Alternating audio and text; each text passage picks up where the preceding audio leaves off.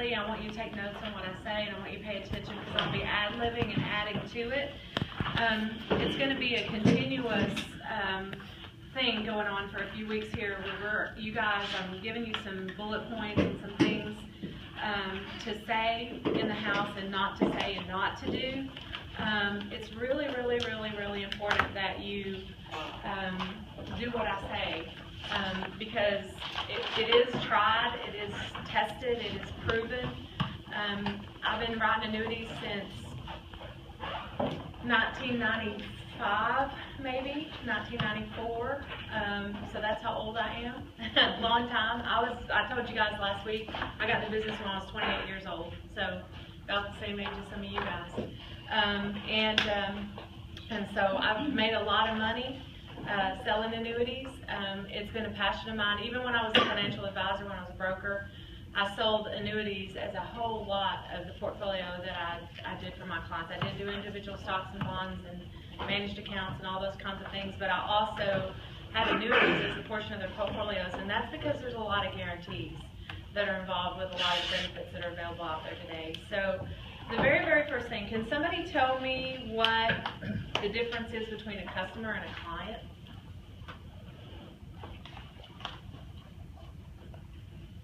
Clients you have an ongoing relationship with. Okay. Hello? Pretty much the same thing. A customer is just someone that just buys something from you. Okay. Versus a client is someone that you get to know. You help them, you manage them, like their assets, their portfolio.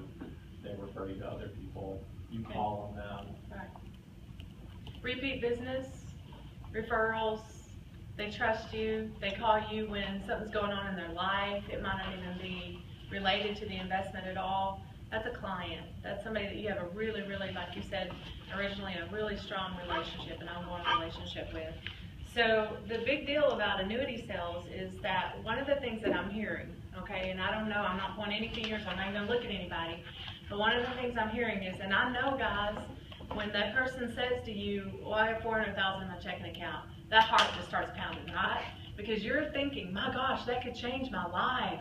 That could change my life.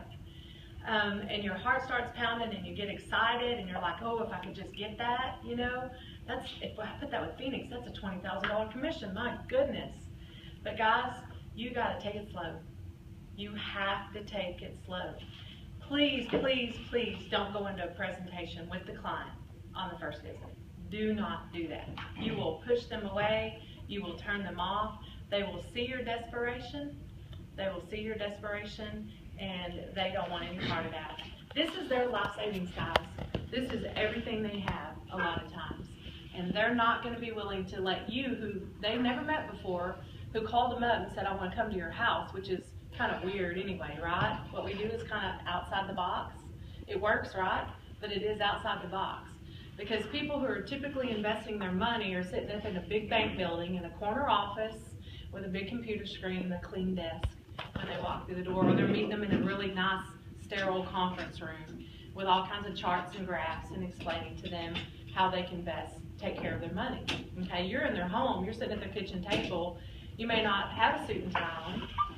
We want to be meeting our client where they are, but at the same time, we need to be real and we need to be very, very considerate of the fact that they don't know us, and we have to sell ourselves to them first. Okay? So when you walk into the house, I mean, I put down number one, 25 years of experience. I'm not really sure that I can teach in a classroom what experience has taught me. People have lied to me, they run from me, I've pushed them away in my experience, you know, just doing the wrong things. But they've also allowed me to invest more than I ever expected, pleasantly surprised me with referrals. You know, it's so nice to pick up the phone and say, you handled my friend's money and she told me what a great job you did. She told me that I would love working with you. I mean, those are compliments. Those are things that will, you know, make your day and make your pocketbook. Okay, so take time to build the rapport with people. People will be people. I don't close every sale. I don't. And some of them I'm like, oh my gosh, they're so stupid. I mean, they have no idea how much help I could be to them. And I don't mean that arrogantly, but I'm good at what I do. And you have to develop that confidence that you know that you're good at what you do. And it's the client's loss if they don't do business with you. Okay? If you're not to that level, then you need to bring me in. And here's the thing, guys, I don't have time all day. I get texts almost every day. I have this client that's $150,000 or $200,000 or $500,000. What do you recommend? Guys, I mean, that's not what it's about, okay? We need to know about our client. We need to know what their goals are, what their objectives are. We need to know about tax brackets. We need to know about their family. We need to know about their health. We need to know a lot of things before we decide what's best, what the best place is to do with their money, okay? So there's a lot of things that go into play. So you have to learn to be a good discerner, a listener, and you need to figure out where their head is in the process. And I always say that the best thing for me is that, I mean, I always joke about it with my husband. I'm like, I was being a psychologist today. I was trying to be a psychologist with my client. Because the whole time I'm just continuously asking them questions, trying to figure out where their head is in the process. So how's your relationship with your broker? How's your relationship with your broker? When is the last time that you've met with your broker? Do you meet with your broker regularly? If your broker cannot provide for you something that would give you peace of mind, would you be willing to listen to someone else who might be able to give you something that would give you some more peace about where you are in your situation? Are you worried about the stock market? Are you in the stock market? If you're in the stock market, does it bother you? Are you worried about a crash coming up anytime soon? If that were to happen, do you feel that you have the time on your side to recover? I'm going to put all these things in writing for you guys so you have some good questions to ask them, and that'll be part of the upcoming thing. Okay, do you guys, if you feel like a crash happens, do you think you have the time on your side? You know, you're taking income from that investment. What if it drops in half? What would you do?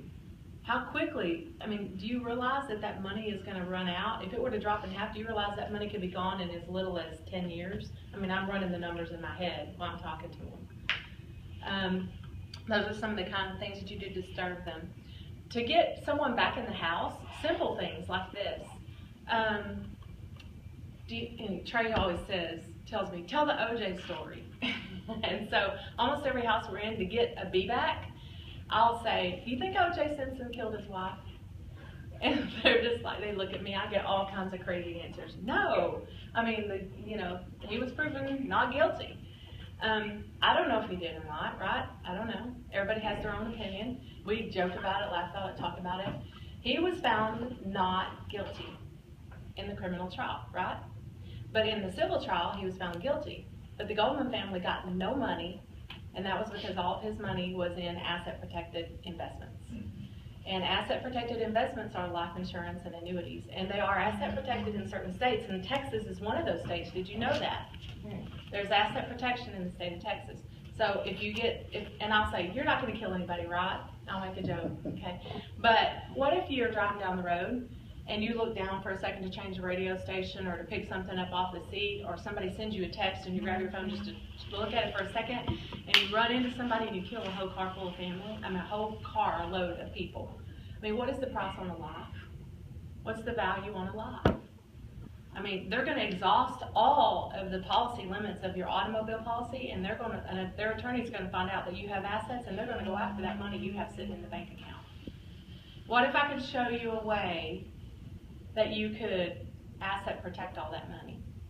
I've given you a lot of information here today about Medicare. I don't want to overwhelm you or overload you, and what I need to talk to you about is it takes a little while to help you understand what's going on with it and how it all works. If you wouldn't mind, I'd like to put something together for you for this $400,000 that you have in your checking account, or a portion of it, and come back and show you how you might asset protect that so that no one could get it. If you had a lawsuit, or if you had to file bankruptcy, or creditors were after you for some reason. Okay? So those are some of the things that you want to talk about. Guys, build and build the rapport. Build it, build it, build it. And when you're done, build it some more. Do not jump in when you find money and start going through a presentation. You will turn the client off, and you will not get back in the door. Never ask for the sale when you uncover the need, and be very selective about who you ask to buy on the second meeting. You're always going to be doing some trial closes. You're going to see where the client's head is. If you feel like that they're not quite ready to make that decision, you could possibly push them away and not get back in the door the third time. Be willing to walk without the sale, but with a stronger rapport than when you walked in the door before. If you keep building that rapport and you still walk out the door the second time without that sale, you ask for that next meeting. You nail down that next meeting while you're there. I want to come back again next week. I want to come back again next week because I want to give you some time. I understand that you're not feeling, this is a lot of information that I've given you today, and I want to give you some time, but I'd like to come back next week and I want to revisit it, and I know you're going to have some questions for me. I know you're going to have some questions that have popped up in your mind. And here's my card, by the way. If someone come up and you're just bursting into things to ask me, call me. Okay, just call me. But if you're going to get back in the door, make that appointment right then and right there. Don't wait a week. Don't wait a week. I mean 2 weeks or 3 weeks or 4 weeks. You want to assess and make sure that they're really interested, or if they're just, you know, and it's people's common, it's natural for people to procrastinate to make a decision. If you've ever gone through the sales cycle process, you'll know that people, it's just natural. They're not going to want to make a decision. They always want to put it off. They always want to think about it. They always want to talk to somebody else about it. Okay, that's just the natural sales process. It's your job to kind of help them to get over that. Yeah. Would you recommend the second meeting to call the companies that they're with currently, or whenever, and then the third meeting to do more like illustration? You can do that, yeah, dependent. And sometimes it's not even about calling the companies. Usually I'll tell them, when I come back, I want you to have your statements out. Now, the advantage that I have is that I can look at a statement and tell what they have, and I don't usually have to call the company. Okay, but if I need to, I avoid trying to call the company as much as I can, because if you call the company, they're immediately gonna, I was on the other end of it, okay? They're gonna shoot out an email to the broker or to the insurance agent, and they're gonna say, your client called in today with Annetta Carter from Game Changing Benefits. And they're gonna pick up the phone and they're gonna call their client and they're gonna say, why are you talking to somebody else? Okay, if they care, they're gonna call their client. So the least amount of time that you can call the company just to find out information, the better off you are. Okay, Casey? How do you overcome the objection if they're like, well, I'll talk to my guy, knowing that they haven't talked to him in years?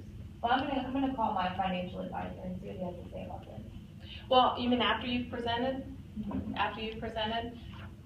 If they do that, I'm not sure you have a client. Yeah. Yeah. And so that's the thing. I want to make really good use of my time. So guys, I walk away from money that I uncover sometimes.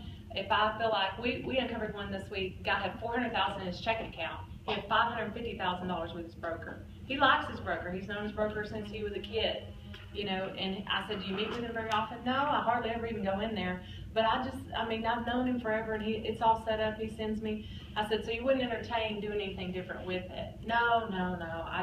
Okay, even if I could put you in a better position, no. I said, well, that $400,000 that you have in a checking account, if I could show you a way to asset protect that, at least that portion of it, would you be willing to let me show you some information about that when I come back to deliver your Medicare supplement policy? Yeah, I would. Okay, so you got it. I'm not gonna wait. I mean, I might get in the door and do the $400,000. He might like what I do. He may give me some more. Okay, but the thing is, don't waste your time, because you're just gonna get so frustrated. And I'm not saying don't ever go up against a broker, but if they say they have a strong relationship with a broker, or it's a relative, or anything else, you know, I've got one right now. It's ready to send the money. I call the client, tell them it's ready to send the money. Whoa, I'm still not feeling good about this. Okay, what's wrong? I'm trying to flush out the objections, you know. I don't know, I just don't feel good about this. And out of the blue comes, I have a family member that's a CPA and also a financial advisor, and he's looking into some stuff for me, but I'm probably still gonna go with you. Well, if I'd have known that in the beginning, I don't know if I'd have worked so hard on that case, okay?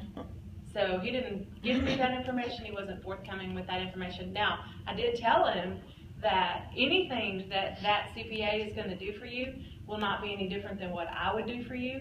And also anything that he's going to do for you most likely is going to be broker related, which is risk, which is right where you are now. It's right where you told me you don't want to be.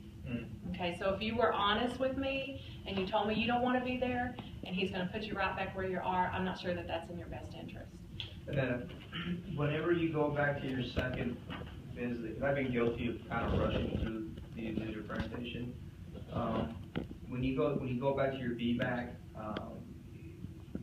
what are you asking in regards to like what their goals are? What